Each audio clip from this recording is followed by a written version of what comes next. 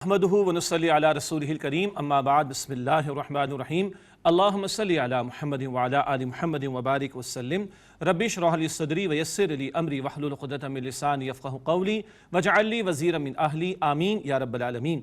ناظرین کرام السلام علیکم ورحمۃ اللہ وبرکاتہ۔ دور ترجمہ قرآن کا سلسلہ جاری، سورۃ النساء کا ہو رہا ہے مطالعہ، اور قتال کے ذکر کے حوالے سے بھی بات ہمارے سامنے آئی۔ مطالعہ آگے بڑھاتے ہیں، قتال فی سبیل اللہ کا مزید ذکر آیا۔ پچھلی آیت کریمہ میں کمزور مردوں، عورتوں، بچوں کی داد رسی کے لیے حکم دیا جا رہا ہے، اور قتال فی سبیل اللہ کا ایک اہم مقصد یہ بھی سامنے آیا، مظلوم مسلمانوں کی داد رسی کے لیے اٹھنا چاہیے۔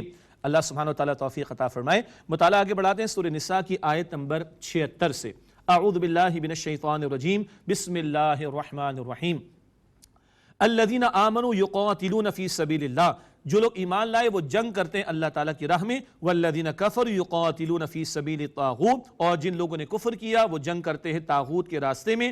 فقاتلوا اولیاء الشیطان، تو اے مسلمانوں تم شیطان کے ساتھیوں سے جنگ کرو، کفر کے سردار جنہوں نے لوگوں کو مظلوم بنا کر رکھا ہوا ہے اور ان کو دین قبول کرنے کی اجازت نہیں دیتے، ان پر ظلم و ستم کے پہاڑ توڑتے، ایسے کافروں کے سرداروں کو کہا جا رہا ہے کہ شیطان کے ساتھی ہیں، ان سے جنگ کی جائے۔ ان کید الشیطان کان ضعیفا، بے شک شیطان کا فریب بہت ہی کمزور ہے۔ اس کے بعد آیت کریمہ میں اللہ رب العالمین نے مکی دور کے حوالے سے نبی مکرم علیہ السلام کی ایک تعلیم اور ایک اسٹریٹجی کا ذکر فرمایا ہے۔ آپ اور ہم جانتے ہیں کہ مکہ مکرمہ کے 13 برس صبر ہی صبر کی تلقین تھی۔ مکے کے 13 برس 360 بت رکھے ہوئے تھے، ان کو ہاتھ نہیں لگایا گیا، کوئی جنگ نہیں ہوئی، مگر ایک جماعت تیار ہوئی ہے، قرآن کی دعوت دی گئی، قرآن کی دعوت قبول کرنے والوں کو جوڑا گیا، ان کی تربیت کی گئی، منظم کیا گیا، صبر کے مراحل سے گزارا گیا۔ اس بات کی طرف بھی اشارہ، اور پھر نفاق میں مبتلا ہو جانے والے چند لوگوں کی کیفیت پر اللہ تعالیٰ کی طرف سے تبصرہ ہے۔ الم تر الی الذین قیل لهم کفوا ایدیکم، کیا آپ نے ان لوگوں کو نہیں دیکھا جنہیں کہا گیا کہ اپنے ہاتھ روک لو، واقیموا الصلاۃ وآتوا الزکاۃ، اور نماز قائم کرو اور زکوٰۃ ادا کرو۔ ہاتھ روکے جانے کا عمل مکہ مکرمہ میں بیان آ رہا ہے سورہ نساء میں، جو کہ مدنی سورت ہے۔ آئی ریپیٹ اگین، ہاتھ روکے جانے کی کیفیت 13 برس مکہ مکرمہ میں تھی، اس کا ذکر آ رہا ہے مدنی سورت میں، سورہ نساء میں۔ معلوم ہوا حکم حضور نے دیا تھا صلی اللہ علیہ وسلم، اور اس کی کنفرمیشن اللہ کی طرف سے آ رہی، اور حضور جو حکم دیتے ہیں وہ اپنی ذات سے کچھ نہیں فرماتے، اپنی خواہش سے کچھ نہیں فرماتے۔ ان ہوا الا وحی یوحیٰ، سورہ نجم آیت نمبر 4، جو حکم حضور فرماتے ہیں وہ اللہ تعالیٰ کی وحی کے ہی مطابق ہوتا ہے۔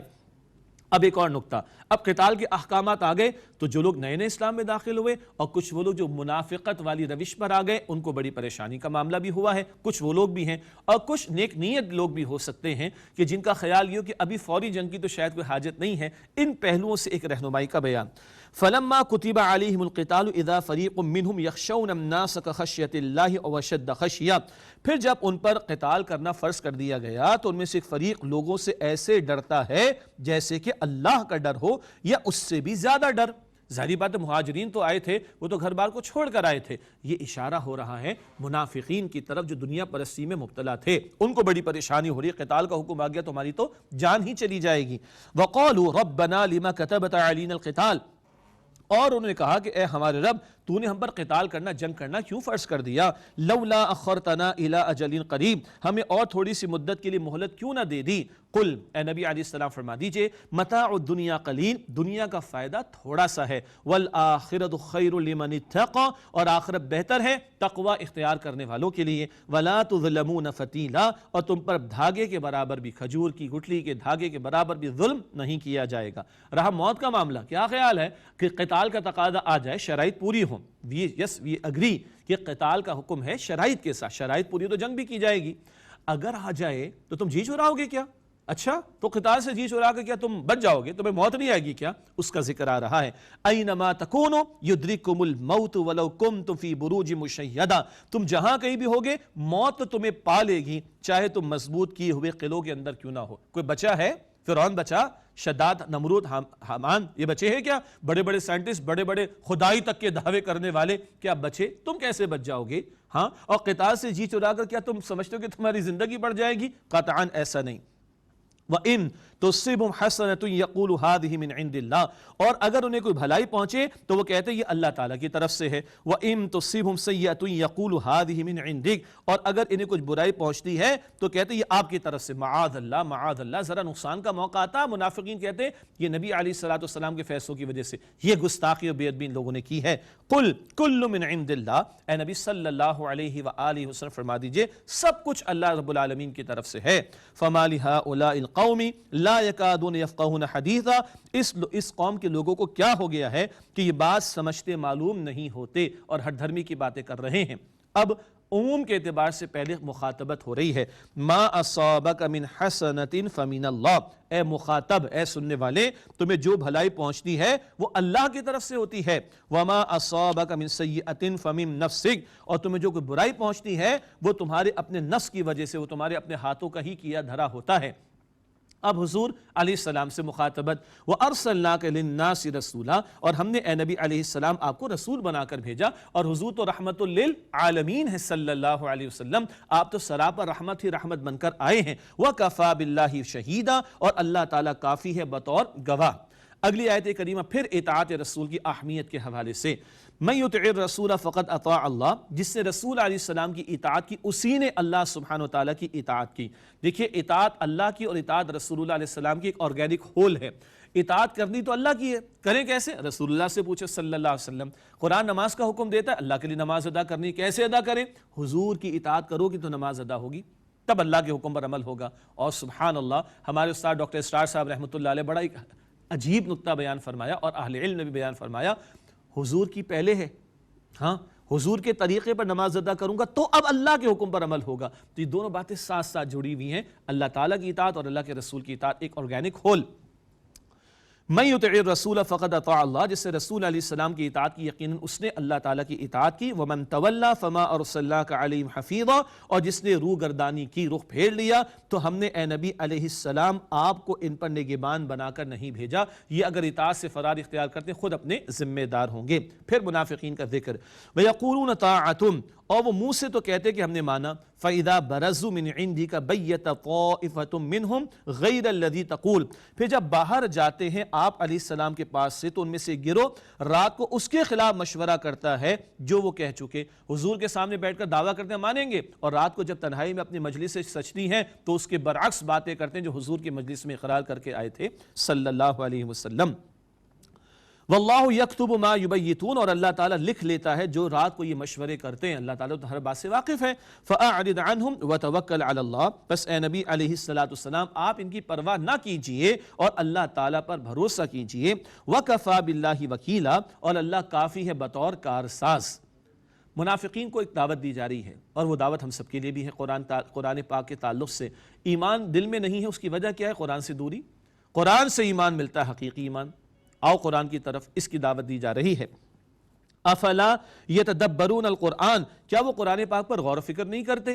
ولو کان من عند غیر اللہ لوجدوا فیہ اختلافا کثیرا، اور اگر بالفرض قرآن کریم اللہ سبحانہ وتعالیٰ کے سوا کسی اور کے پاس سے ہوتا تو اس میں ضرور بہت اختلاف پاتے. لیکن ایسا قطعا نہیں ہے. قرآن ایک بڑا مربوط کلام ہے. ہاں لوگوں کا علم کم ہو سکتا ہے، فہم میں کمی ہو سکتی ہے. اللہ کے کلام میں تو جامعیت ہی جامعیت ہے، اس میں کوئی اختلاف نہیں پایا جاتا. اشارہ کیا ہے؟ قرآن پر غور و فکر کرو گے، علم و حکمت بھی تمہیں ملے گا، اور علم و حکمت بھی تمہیں ملتی رہے گی، اور ایمان کی دولت بھی ملے گی. سورہ انفال کی آیت نمبر 2 ہے اذا تلیت علیہم آیاتہ زادتہم ایمانا، جب جب ان کے سامنے اللہ تعالیٰ کی آیات کی تلاوت کی جاتی ان کے ایمان میں اضافہ ہو جاتا ہے. فرمایا وَإِذَا جَاءَهُمْ أَمْرٌ مِّنَ الْأَمْنِ أَوِ الْخَوْفِ أَذَاعُوا بِهِ، اور جب ان کے پاس کوئی امن کی خبر آتی ہے یا خوف کی تو اس کو مشہور کر دیتے ہیں. ہنگامی حالات ہیں، مشرکین کے ساتھ جنگ کے معاملات چل رہے ہیں. ان ہنگامی حالات میں افواہوں کی روک تھام کے لیے رہنمائی عطا کی جا رہی ہے. یہ احد کے بعد کے حالات کو ذہن میں رکھیے گا. فرمایا کہ جب ان کے پاس کوئی امن کی خبر آتی ہے یا خوف کی خبر آتی ہے تو اس کو مشہور کر دیتے ہیں. وَلَوْ رَدُّوهُ إِلَى الرَّسُولِ وَإِلَىٰ أُولِي الْأَمْرِ مِنْهُمْ، اور اگر وہ اسے پہنچاتے رسول علیہ السلام کی طرف یا صاحب اختیار لوگوں کی طرف جو ان میں سے ہیں، لَعَلِمَهُ الَّذِينَ يَسْتَنبِطُونَهُ مِنْهُمْ، تو ان میں سے جو لوگ تحقیق کر لیا کرتے ہیں وہ اس کو جان لیتے. مراد یہ ہے کہ دیکھو جو لوگ فہم رکھتے ہیں، ذمہ دار ہیں، اہم خبریں ان تک پہنچنی چاہیے، پھر ان کو جو ڈیسیجن لینا وہ ڈیسیجن لے لیں۔ افواہیں جب پھیلتی ہیں تو معاشرے میں کیوس اور انتشار پیدا ہوتا ہے اور خواہ پریشانیوں کا شکار ہو جاتے ہیں لوگ، تو صحیح پلیٹ فارم پر بات کو پہنچایا جائے، اس کی رہنمائی عطا کی گئی، اور یہ ہر دور کے حالات کے اعتبار سے رہنمائی موجود ہے۔ وَلَوْلَا فَضْلُ اللَّهِ عَلَيْكُمْ وَرَحْمَتُهُ لَاتَّبَعْتُمُ الشَّيْطَانَ إِلَّا قَلِيلًا، اور اگر اللہ تعالیٰ کا فضل نہ ہوتا اے لوگو تم پر، اور اس کی رحمت نہ ہوتی، تو چند ایک کے سوا تم شیطان کے پیچھے لگ جاتے۔ شیطان کے حملوں سے بچانے والا کون؟ اللہ سبحانہ وتعالی۔ فقاتل فی سبیل اللہ، پس اے نبی علیہ السلام آپ اللہ تعالیٰ کی راہ میں قتال کیجئے۔ لا تکلف الا نفسک وحرد المؤمنین، آپ علیہ السلام تو اپنی ذات ہی کے ذمہ دار ہیں، اور آپ اہل ایمان کو رغبت دلائیں، کس کے لیے؟ قتال کے لیے۔ عسى اللہ ان یکف بأس الذین کفروا، قریب ہے کہ اللہ تعالیٰ کافروں کی جنگ کا زور روک دے۔ واللہ اشد بأسا واشد تنکیلا، اور اللہ سبحانہ وتعالیٰ بہت زبردست ہے جنگ میں اور بہت سخت ہے سزا دینے میں، اور ایمان والوں کے لیے وہی کافی، اور کفار سے نمٹنے کے لیے بھی اللہ ہی کافی ہے۔ اگلی دو آیات میں چند معاشرتی ہدایات ہمیں عطا ہو رہی، بڑی پیاری ہدایات۔ ارشاد ہوا من یشفع شفاعتا حسنتا یکن لہ نصیب منہا، جو کوئی نیک بات میں شفاعت کرے، سفارش کرے، تو اس کے لیے اس میں سے حصہ ہوگا۔ ومن یشفع شفاعتا سیئتا یکن لہ کفل منہا، اور جو کوئی شفاعت کرے بری بات میں تو اس کے بوجھ کا حصہ بھی اس کو ملے گا۔ شفاعت اور سفارش صرف نوکری کی نہیں ہوتی، کسی کو نیکی کی ترغیب دلانا، کسی کو خیر کی تعلیم دینا، کسی کو بدی سے روکنے کی کوشش کرنا، کسی کی اصلاح کی کوشش کرنا، کسی کو کسی کی مدد کرنے کی ترغیب دلانا، یہ سب سفارشیں ہیں۔ ہمارا بس ذہن ایک ہی سفارش پہ رکا رہتا ہے، بس نوکری کے حوالے سے، یہ سب سفارشیں ہیں۔ تو خیر کے کام میں سفارش کرو گے اجر ملے گا، اور شر کے کام میں کسی کو گناہ کی دعوت دے رہے ہو، فلاں مووی پہ لگا رہے ہو، فلاں بے حیائی کے کام پہ لگا رہے ہو، جو برائی کی سفارش کرے گا اس کا وبال، اس کا ایک حصہ اس سفارش کرنے والے کو بھی ملے گا۔ اب ہم دیکھ لیں کہ ہماری ذات سے معاشرے میں کیا پھیل رہا ہے، خیر پھیل رہا ہے یا شر پھیل رہا ہے؟ خیر پھیلا رہے ہیں تو صدقہ جاریہ ہوگا، شر پھیلا رہے ہیں اللہ اکبر تو گناہ جاریہ بھی ہو سکتا ہے، اللہ محفوظ رکھے۔ وَكَانَ اللَّهُ عَلَى كُلِّ شَيْءٍ مُقِيتًا، اور اللہ تعالیٰ ہر شے پر قدرت رکھنے والا ہے۔ اب اگلی آیت کریمہ میں معاشرتی آداب میں سے سلام کے حوالے سے رہنمائی۔ وَإِذَا حُيِّيتُم بِتَحِيَّةٍ فَحَيُّوا بِأَحْسَنَ مِنْهَا أَوْ رُدُّوهَا، اور جب تمہیں کوئی دعا پیش کرے یعنی سلام کہے تو تم اس سے بہتر دعا دو یا وہی کہہ دو۔ کسی نے کہا السلام علیکم تو بہتر کیا ہے السلام علیکم ورحمۃ اللہ، اور اتنا کیا وعلیکم السلام، ورحمۃ اللہ کہہ دے تو وبرکاتہ ایڈ کر دیں۔ اب آگے سوال آتے ہیں جب وبرکاتہ بھی کہہ دیں تو بس بھائی اس سے آگے سلام کے الفاظ نہیں، پھر آپ گرم جوشی سے جواب دیں وعلیکم السلام ورحمۃ اللہ وبرکاتہ، بس اتنا ہی سلام، اتنا ہی جواب ثابت ہے۔ تو ویسے ہی دعا دے دو، ویسی ہی دعا دے دو، یا اس سے بہتر اس کو تم دعا کہہ دو، یعنی اچھے الفاظ سے، بہتر الفاظ سے، زیادہ الفاظ سے جواب دیا جائے۔ سلام کیا ہے؟ اللہ تعالیٰ کا ایک نام بھی السلام، اور السلام جب ہم کہتے ہیں تو ایک دوسرے کے لیے سلامتی کا اعلان بھی کر رہے ہوتے ہیں، اور اس سے اللہ کے پیارے نبی علیہ السلام نے فرمایا کہ معاشرے میں خیر پھیلتا ہے۔ اللہ کے نبی علیہ السلام سے پوچھا کہ بہترین اسلام کیا ہے؟ فرمایا لوگوں کو سلام کرنا اور لوگوں کو کھانا کھلانا۔ ان اللہ کان علی کل شیء حسیبا، بے شک اللہ سبحانہ وتعالی ہر شے کا حساب لینے والا ہے۔ اللہم حاسبنا حسابا یسیرا، اے اللہ ہم سب کے حساب کو آسان فرما۔ اللہ لا الہ الا ہو، اللہ اس کے سوا کوئی معبود نہیں۔ لیجمعنکم الی یوم القیامۃ لا ریب فیہ، وہ ضرور تمہیں قیامت کے لیے اکٹھا فرمائے گا، اس میں کوئی شک نہیں۔ ومن اصدق من اللہ حدیثا، اور کون زیادہ سچا ہے بات کے اعتبار سے اللہ سبحانہ وتعالی سے؟ سچی بات کس کی ہے؟ اللہ سبحانہ وتعالی کی۔ پھر منافقین کے حوالے سے ایمان والوں کو کچھ رہنمائی عطا ہو رہی ہے۔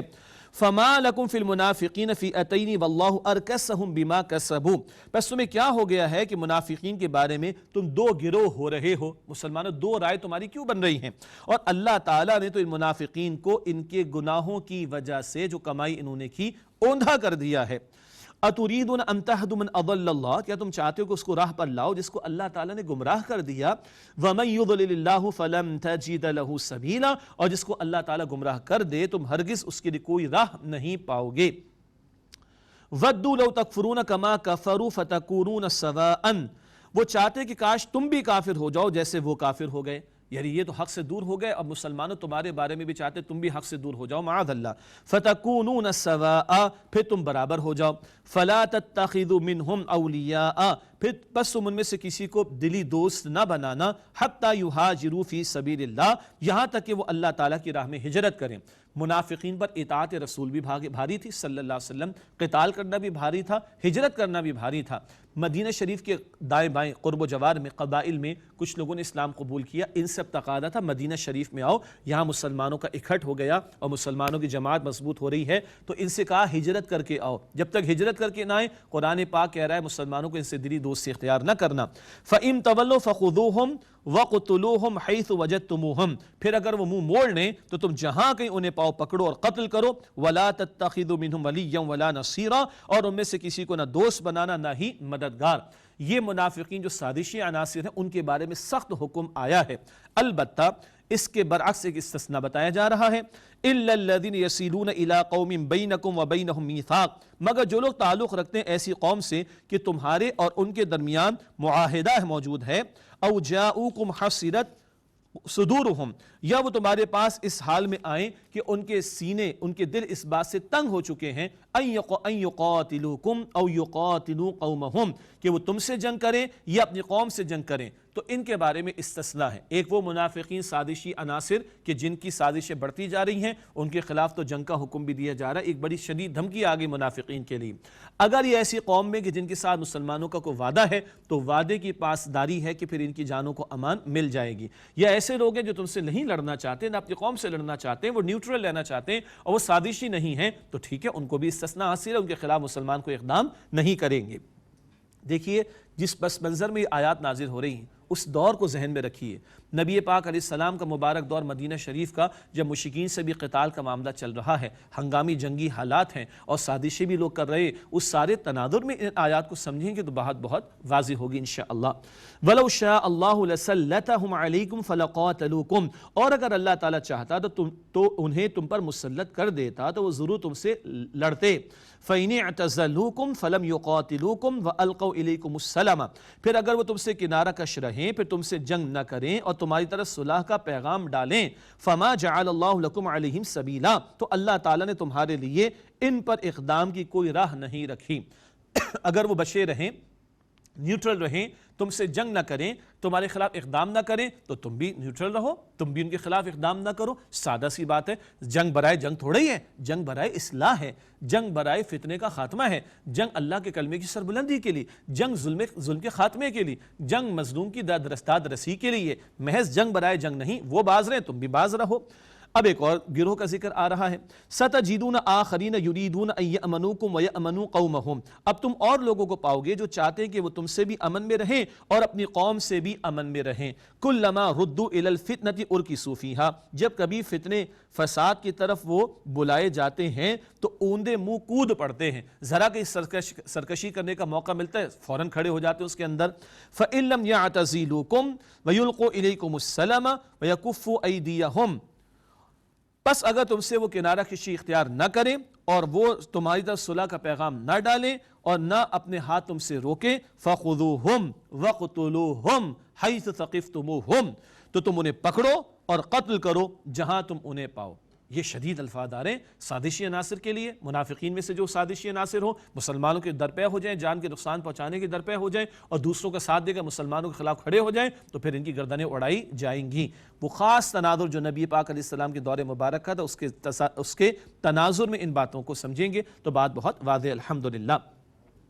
وَأُولَئِكُمْ جَعَلْنَا لَكُمْ عَلَيْهِمْ سُلْطَانًا مُبِينًا، اور یہی لوگ ہیں جن پر ہم نے تمہیں کھلا اختیار دے دیا، ان کے خلاف اقدام کیا جا سکتا ہے۔ اگلی آیت کریمہ میں قتل خطا کا ذکر آ رہا ہے اور اس کے بارے میں دیت جو ادا کی جاتی، بلڈ منی، اور اس کا بھی ذکر آ رہا ہے۔ یعنی کبھی بے خیالی میں ارادہ نہیں تھا، کسی کے ہاتھوں کوئی قتل ہو گیا، گولی چل گئی، کسی جانور کا وہ شکار کر رہا تھا، گولی ماری، وہ بندے کو لگ گئی، قتل خطا کا معاملہ، بائی مسٹیک جو کلنگ ہو جاتی ہے۔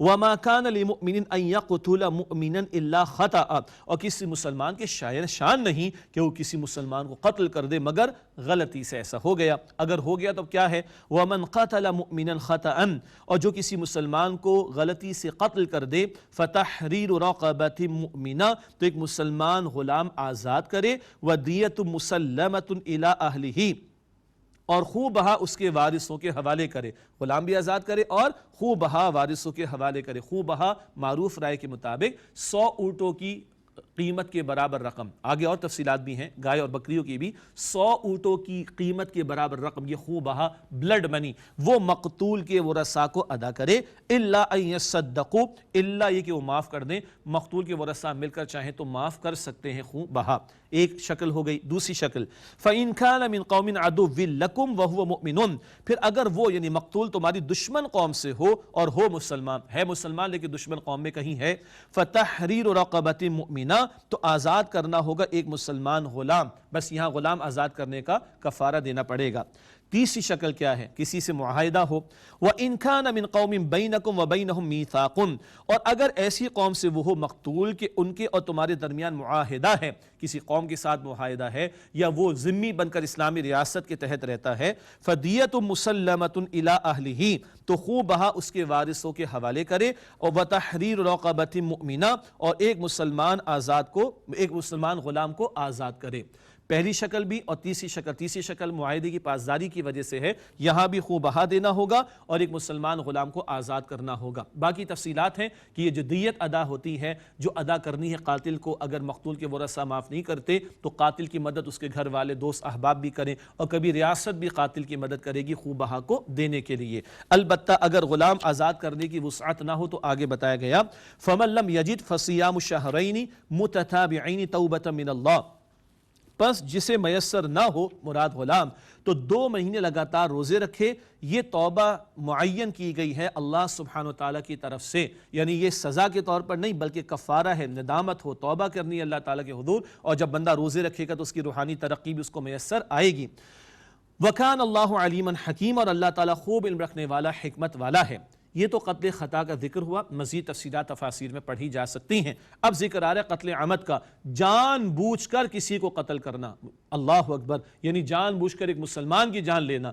آج کتنے لاشیں گر جاتے ہیں، کس کس انداز سے مسلمانوں کا خون بہایا جاتا ہے، دشمنیوں کے نام پر، سیاسی دشمنیوں کے نام پر، خاندانی دشمنیوں کے نام پر، اور اپنی چودراہٹ جمانے کے لیے، اپنے تکبر کا اظہار کرنے کے لیے ظلم و ستم کرتے ہوئے کتنے لاشیں گرا دیے جاتے ہیں۔ ذرا سنیں ایسے ظالم لوگ جو ایک مسلمان کی جان لے، اللہ کا کلام کیا فرما رہا ہے، وَمَن يَقْتُلْ مُؤْمِنًا مُتَعَمِّدًا، اور جس نے جان بوجھ کر ایک مسلمان کو قتل کیا، فَجَزَاؤُهُ جَہَنَّمْ، اس کی سزا جہنم ہے، خالداً فیہا، وہ مدتوں اس میں پڑا رہے گا، وَغَضِبَ اللَّهُ عَلَيْهِ، اور اس پر اللہ تعالیٰ کا غضب ہوگا، وَلَعَنَهُ، اور اللہ تعالیٰ کی لعنت اس پر ہوگی، وَأَعَدَّ لَهُ عَذَابًا عَظِيمًا، اور اللہ تعالیٰ نے اس کے لیے بڑا عذاب تیار کر رکھا ہے۔ اللہ اکبر، 5 باتیں آئی، ایک مسلمان کو جان بوجھ کر قتل کیا، کتنے لاشیں گرتے ہیں آج، کتنے لاشیں مسلمانوں کے گرتے ہیں۔ اللہ کے پیارے نبی علیہ السلام خانہ کعبہ کو مخاطبت فرماتے ہیں، اے کعبہ تو کس قدر عظمت والا ہے، مگر اللہ کی قسم جس کے ہاتھ میں محمد مصطفیٰ علیہ السلام کی جان ہے، ایک مسلمان کی جان اے کعبہ اللہ کے نزدیک تجھ سے زیادہ قیمتی ہے۔ اللہ اکبر، کتنے مسلمان قتل کر دیے جاتے ہیں۔ یہ 5 باتیں ایک ہی آیت میں بتائی گئیں، کن کے لیے؟ جو ظالم ایک مسلمان کی جان لیتے ہوں۔ اللہ اکبر۔ یا ایھا الذین آمنوا اذا ضربتم فی سبیل اللہ فتبینوا، اے ایمان والو جب تم اللہ کی راہ میں جہاد کے لیے سفر کرو تو خوب تحقیق کر لیا کرو۔ ولا تقولوا لمن القى الیکم السلام لست مؤمنا، اور جو تمہیں سلام کہے اسے یہ مت کہو کہ تو مسلمان نہیں ہے۔ تبتغون عرض الحیات الدنیا، کیا تم دنیا کی زندگی کا کچھ سامان چاہتے ہو؟ فعند اللہ مغانم کثیرہ، پھر تو اللہ تعالیٰ کے پاس بہت سی غنیمتیں ہیں، خوب خزانے ہیں۔ کذالک کنتم من قبل، تم بھی اسی طرح اس سے پہلے تھے۔ فمن اللہ علیکم فتبینوا، تو اللہ تعالیٰ نے تم پر احسان فرمایا، بس خوب تحقیق کر لیا کرو۔ کیا ذکر ہو رہا ہے؟ ایک کسی مہم کا معاملہ، مسلمان جا رہے ہیں، سامنے سے ایک شخص آ گیا، اس نے دیکھا تو کلمہ پڑھ لیا، اس کو قتل کر دیا گیا۔ اللہ کے نبی علیہ السلام کے پاس یہ معاملہ پہنچا، یا رسول اللہ اس نے جان بچانے کے خوف سے کلمہ پڑھ دیا۔ حضور نے فرمایا تم نے اس کے دل کو چیر کر دیکھا تھا؟ اللہ اکبر، کل یہ کلمہ اگر کھڑا ہو گیا تمہارے خلاف اللہ کے سامنے، کیا جواب دو گے؟ اللہ اکبر۔ تو کسی کے ظاہر کے اوپر ہی فیصلہ کیا جائے گا، اور اس کا فیصلہ قبول کر لو، اس سے کلمہ پڑھ دیا، اس کو مسلمان مانا جائے گا۔ اس قدر احتیاط ہے کسی کے بارے میں کہ کلمہ گو مسلمان، اس کی جان بہرحال محترم ہے۔ اور تم بھی تو پہلے اپنے ایمان کو چھپایا کرتے تھے نا، اللہ نے تم پر احسان فرمایا، تو اب آئندہ اس طرح کا معاملہ تو تحقیق کر لیا کرو۔ ان اللہ کان بما تعملون خبیرا، بے شک تم جو کچھ کرتے ہو اللہ تعالیٰ اس سے خوب واقف ہے۔ آئیے اختتام پر مختصر دعا کر لیتے ہیں۔ بسم اللہ الرحمن الرحیم، اللہم صلی علی محمد وعلی آل محمد وبارک وسلم۔ یا اللہ ہم سب کی، ہمارے ماں باپ کی، ہمارے گھر والوں کی اور تمام مسلمانوں کی مغفرت فرما۔ اے اللہ قرآن پاک کے ذریعے ہم پر رحم فرما۔ اے اللہ ہمارے صغیرہ کبیرہ تمام گناہوں کو بخش دے۔ اے اللہ ہمیں سچی اور پکی توبہ کی توفیق دے، شیطان کے حملوں سے بچا۔ یا اللہ نبی اکرم صلی اللہ علیہ وسلم کی کامل اطاعت کی توفیق عطا فرما۔ اے اللہ ہم سب کو جہنم سے محفوظ فرما۔ اے اللہ ہم سب کو جنت الفردوس عطا فرما۔ اے اللہ ہم سب سے راضی ہو جا۔ اے اللہ ہم سب سے راضی ہو جا۔ اے اللہ ہم سب سے راضی ہو جا۔ وصلی اللہ علی النبی الکریم وعلی آلہ واصحابہ اجمعین، آمین برحمتک یا ارحم الراحمین۔ ناظرین، اگر آپ ایسی ہی مزید ویڈیوز دیکھنا چاہتے ہیں تو ہمارا ARYQ-TV کا چینل سبسکرائب کیجئے اور بیل آئیکن کا بٹن دبانا نہ بھولیے تاکہ آپ سے کوئی پسندیدہ پروگرام مس نہ ہو جائے۔